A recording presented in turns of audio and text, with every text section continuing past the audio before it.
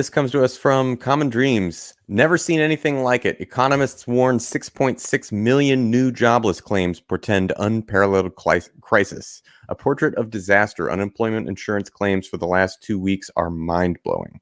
Wow. So, I think the headline there says a lot of it already. The U.S. Department of Labor announced Thursday that 6.6 million Americans filed jobless claims last week. A staggering and record-breaking surge in unemployment that comes as the coronavirus outbreak has completely shuttered large swaths of the economy and sparked mass layoffs nationwide. The new figures bring the total number of unemployment claims for the month of March to 10.4 million, surpassing the number of jobs lost during the entirety of the Great Recession of 2007 to 2009. The 6.6 million new unemployed claims are more than double the previous record of 3.28 million claims just set last week.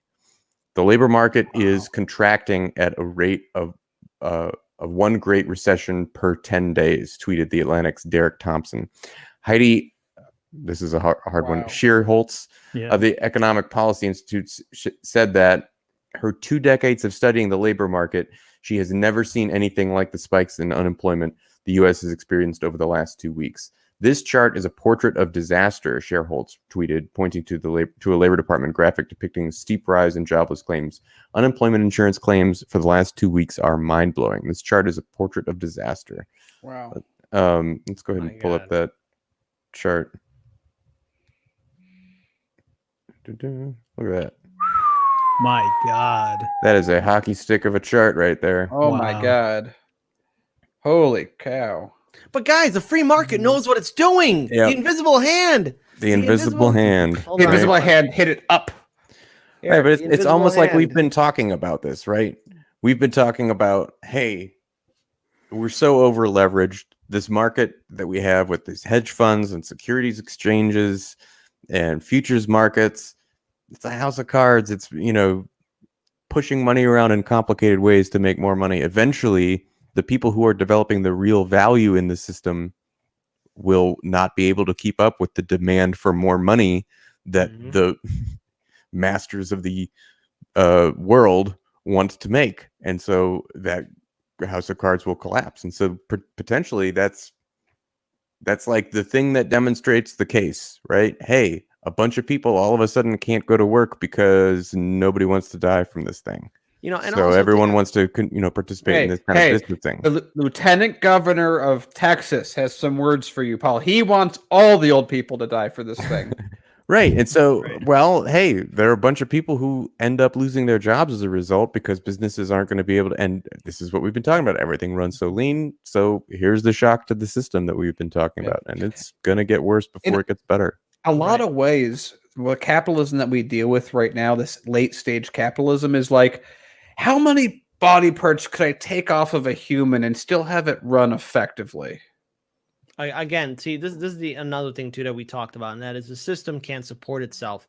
When you privatize every single facet of the United States, when you privatize healthcare, when you privatize social safety nets or whatever remains of those social safety nets, when you try and go after Social Security, when you try and cut Medicare and Medicaid, you're going to create something that, heaven forbid, if one small crisis hits you, the whole country can collapse. And look what this little virus has done to the entire world. And look at how it has crippled the United States. It broke our machines. It broke everything. It shut everything down. It put us in a very humbling spot that a lot of Americans and even our political system are unfamiliar with. We have a political establishment that is ill-prepared and inept to handle this crisis.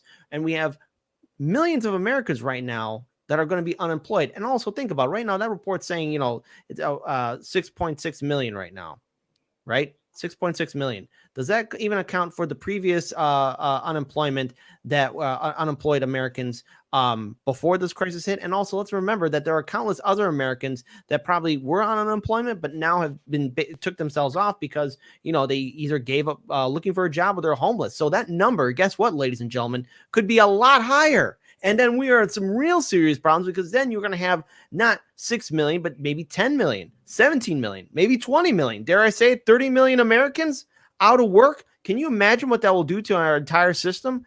It's a real nightmare, but we can thank the neoliberal Democrats and neoconservative Republicans for creating the system for Wall Street executives, big banks, and major corporations. Paul, I saw you have a comment. Yeah, so that 6.6 million new unemployment record is the 6.6 million new unemployment claims that were made last week. Wow. Oh my Just God. over the course of a week. All right, so thank that you the for that total correct number data. of unemployed claims right now is 10.4 million.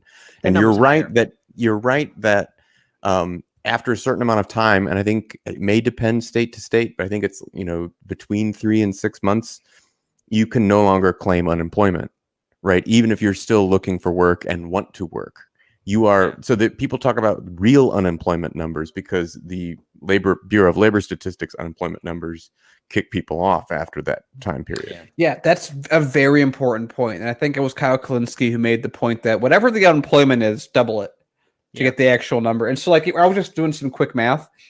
If 50 million people are actively unemployed in America, we talked before about this mythical, never before seen 5% higher than the Great Depression, 30% unemployment. That's 50 million people.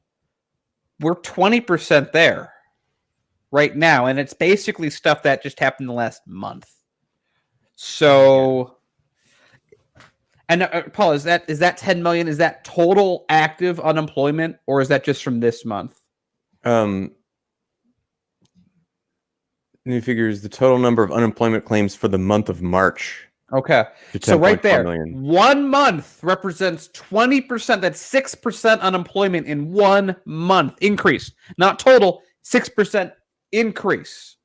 My God. In a crazy way, it's obviously it's so sad to see, but it's also part of me kind of steps back and I'm amazed, like in wonderment of how crazy all of this is, just domino effect to domino effect. The one thing that I think about too is even going to like a grocery store, right? They've cut hours, to kind of help with the pandemic or whatever. But like you guys were mentioning it, there are a lot of people who work the front lines who are now just really scared about catching it, or people who are getting sick, and there's just less people in the workforce there too. And I just feel like as long as there's still no vaccine or cure, it's just going to get worse and worse. And part of my mind goes to the point of, man, are they going to start closing down grocery stores because they just don't have enough people to even like work there and do things?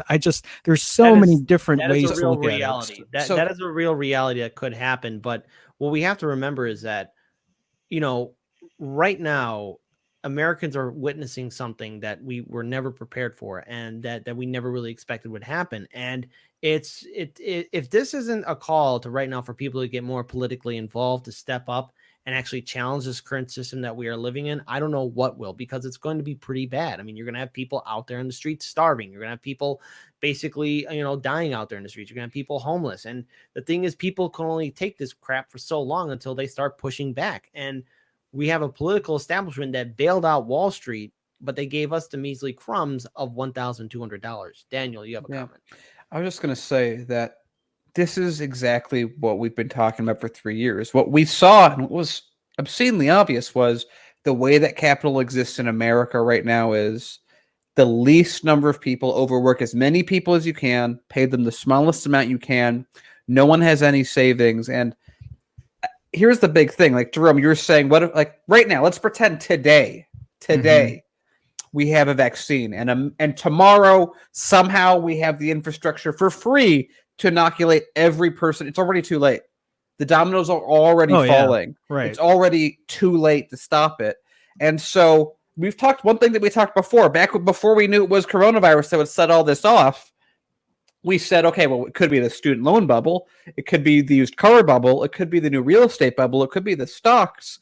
It could be the bond market. It could be, there's a dozen things that could have caused it. Now, the problem is, doesn't matter what the first domino is, all of them fall as a direct result of the whatever stops it. So we haven't even seen the used car market blow up yet. We haven't seen real estate do that. We haven't seen even the start of any of this stuff happening.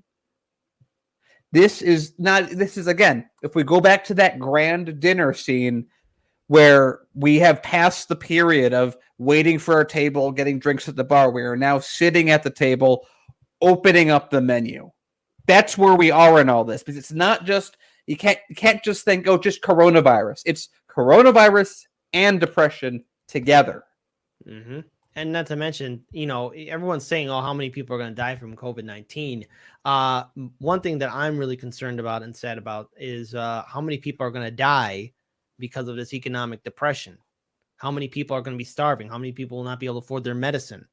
This is a real reality in a country that says it's already happening. It is happening, but it's going to multiply in effect. Mhm. And I dread to see this, but we're heading down that road. And the only way we're going to make it out is by working together. Now we have to move Hey, on. Kit, working together, that's socialism.